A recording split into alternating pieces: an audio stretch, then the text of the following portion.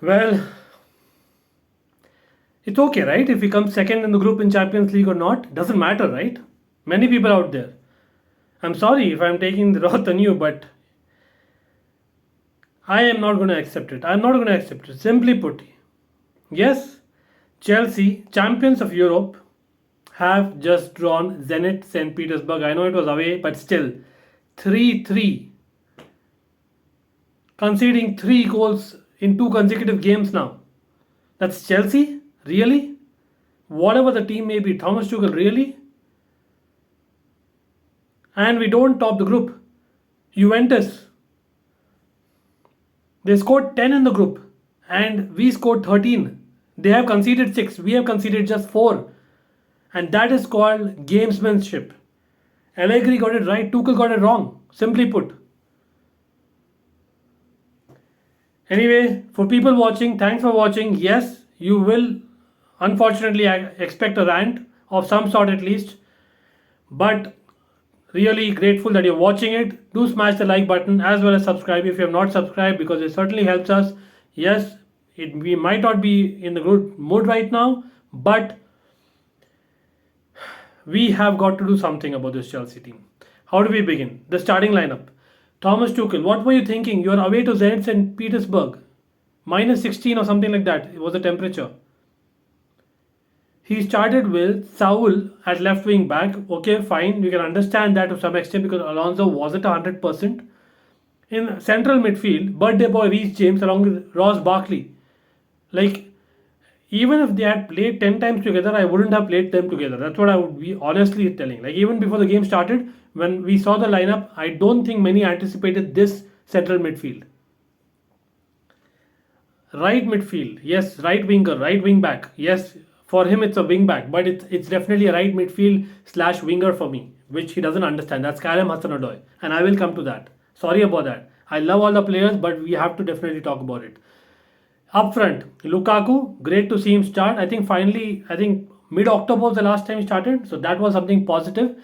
And Mount starting, who's been the man in form, and Timo Werner starting. Interesting. Maybe we were playing a 3-4-1-2, and at the back it was Malang Sarr, which we kind of previewed. Yes, that was expected because Rudiger has literally been playing every minute, so deserves a break. And it was Christensen and Aspilicueta. Fair enough. Silva got a break this time, but I was thinking away to Zenit, maybe Silva was a better choice, but anyway, and Kepa in goal as we had expected as well.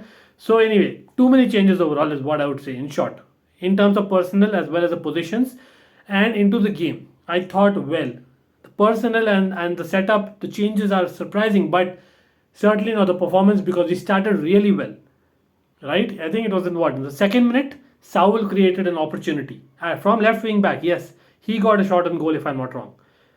Great run, corner, and then off the corner, what happened? Mason Mount takes it, brilliant pinpoint corner, and it was flicked off by a Zenit player back to his net where Timo Werner was standing. Even I would have scored that 5 years down the line, honestly speaking.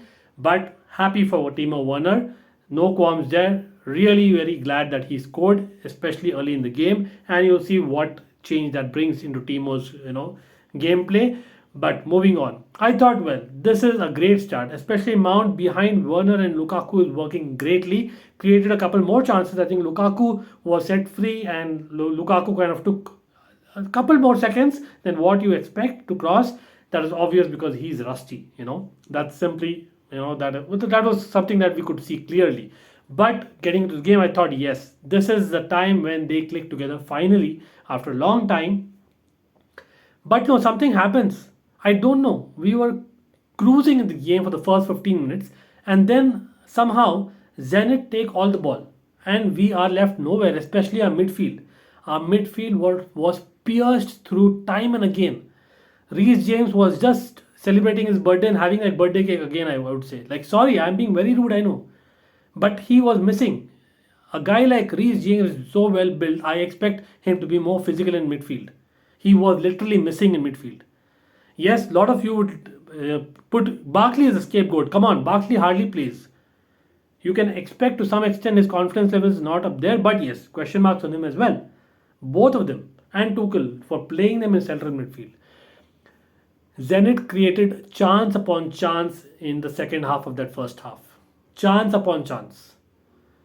Big chance. I think in the 26th minute it was. Yes, Malcolm, one of the danger players whom we had kind of, kept in the preview.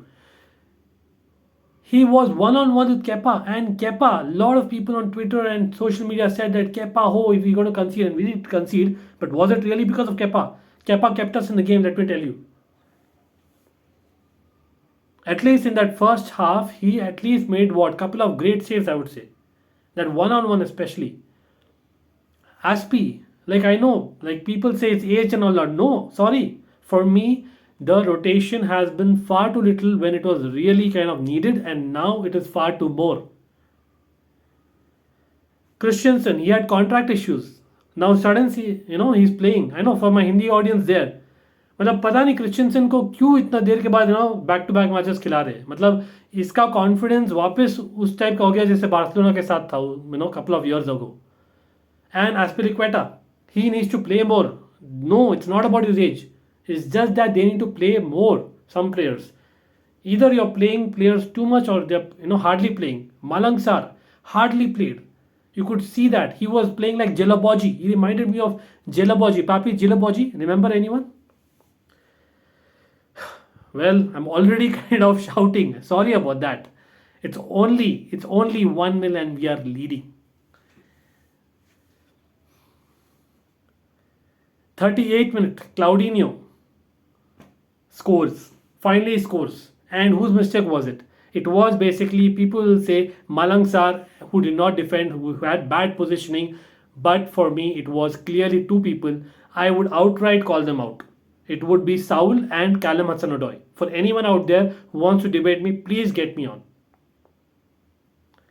Saul, very poor clearance. Like this guy, like I know he's not been confident. He's playing a new role again, left wing back that he used to play last year. Wasn't happy at Atletico. But you got to clear the ball, boss. Clearance. That's a basic thing. Very rude. Then Callum Hudson-Odoi, he repeats the thing. He cannot clear either. He gets a yellow card as well right after that goal. This guy, Callum Hudson-Odoi, I don't know what's his problem. Like, I love the guy. I want all our academy grads to become the greatest player on earth. But whenever he plays right wing back, it's in his mind. He just stops performing. He neither goes forward nor does he come back. I don't know what he does. I know people say he's not used to right wing back and all that. He is not a kid.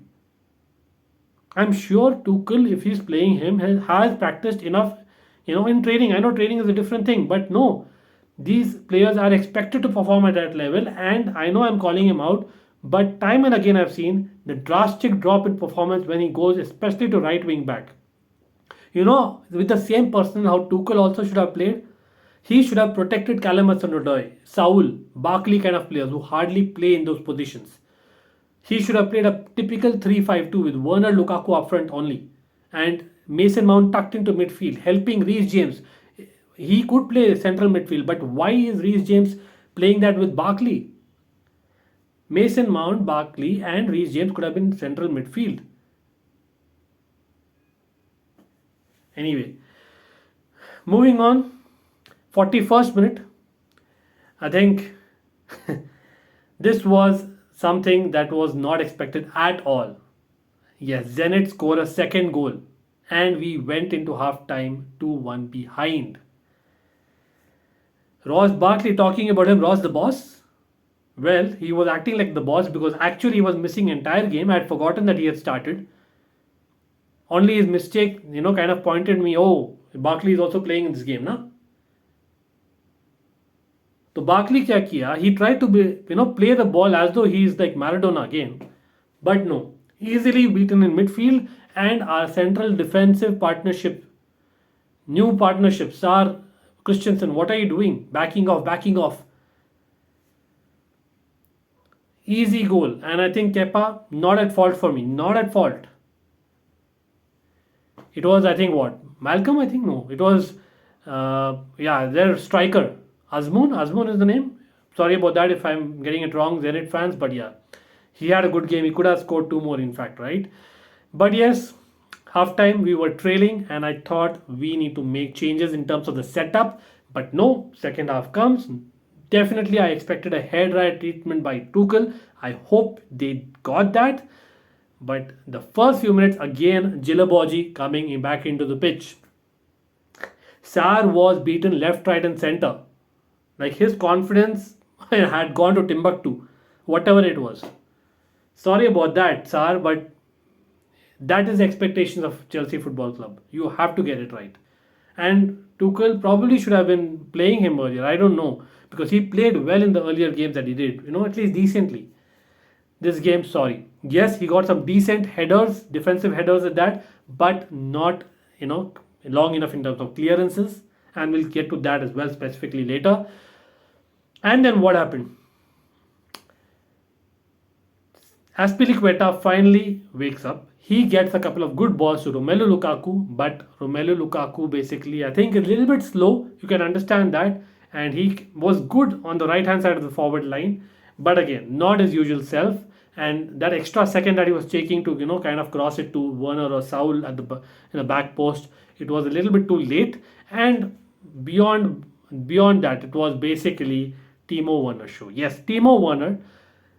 Yes, he got that early goal, but he was missing in the rest of the first half, I would say. Honestly speaking, like for me, he was disappointing in the rest of the first half. I might be again harsh, but he finally woke up in that last half an hour. In fact, in the 62nd minute, he played a brilliant 1-2 with Mason Mount.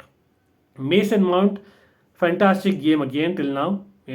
I know he didn't get enough of the ball that he should have, but when he got the ball, I think he did more than the others. And Werner, that particular goal, it's got to go to Werner because then after playing that fantastic 1-2 with Mason Mount, he got a cut back into Lukaku who slotted it in. Easy goal. Like again, I would have scored that to be very honest. But Lukaku scores, Werner scores, couldn't get worse. And we are 2-2 with half an hour to go. I thought, okay, finally, we are there. Juventus meanwhile were beating Malmo 1-0. Yes, they were doing a Juventus, right? Moise Kean getting their goal. Fantastic cross, I think, by Bernardeschi. Coming back to the Chelsea game to Zenit. After that second goal, I don't know what happened. Like, it is not known in recent time that we come back and win when we are behind. Not enough. But I thought today is the night. But no. What were we doing after that 65th minute? We were letting Zenit play the ball like anything. Like they were peppering our goal. Peppering. Between the 70th and 80th minute, it was all Zenit. They deserved to score, to be honest. If not again for Kepa. Kepa kept us in the game. A fantastic left arm save. And that won't be spoken about. That was a world class save. Let me tell you. Again, people who watched that, do comment below what do you think about that save. Overall, yes, you can say the defense were not confident also because of him subconsciously. That always happens, but he did his job. What were the Chelsea defense doing? Christensen, disappointing boss, disappointing.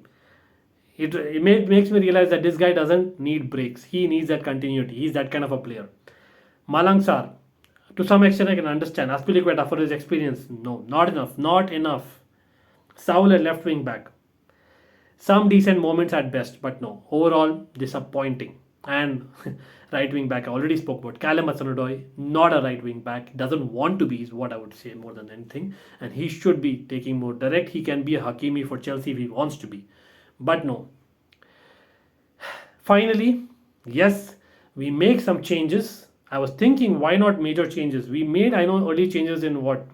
Callum Hudson-Odoi going off, Barkley going off, Pulisic coming on, Ziyech coming on. Not much changed. But then again, we got Lukaku and Saul basically going off, and Havertz and Alonso came on. And then I thought, okay, more recent first teamers are back to the pitch. We should get more chemistry going. And a world-class effort, I would say. Again, people watching, do comment what you think. Pulisic did what he did in 10 minutes, what Callum Hudson-Odoi should have done for 70. Agree? Disagree? Pulisic at right wing back, I don't like him. But much better than Callum Hudson-Odoi. He was doing a job, and I really don't know in such situations when we want to go for a win, why doesn't Tuchel go for at the back? Maybe they don't have experience playing that, but we have to change at some point in games. Changing initially so many changes into the personnel, no. I would change the setup and tactically kind of, out with the opponent sometimes as well during the game. And he does that. I don't know. Tuchel in recent games, he has shown to be hesitant, changing a lot of things. But again, can't criticize too much because getting into the positives, 85th minute was Pulisic, fantastic dribbling, a 1-2 I think with Werner, and Werner in the box steps over. Yes, you heard it here. Werner steps over. He does step over at times and slots in bottom corner goal. It was basically 2-3 and we were in the lead away. It was one of those fantastic comebacks. Yes, a pathetic defensive display from the team unit, I would say, but a fantastic comeback. But no, spoke too early and games management. Chelsea is known for it. Zenit did a Chelsea on us. Juventus did a Chelsea on us in the group. Zenit, what did they have to play for? Nothing. They are through the Europa League anyway.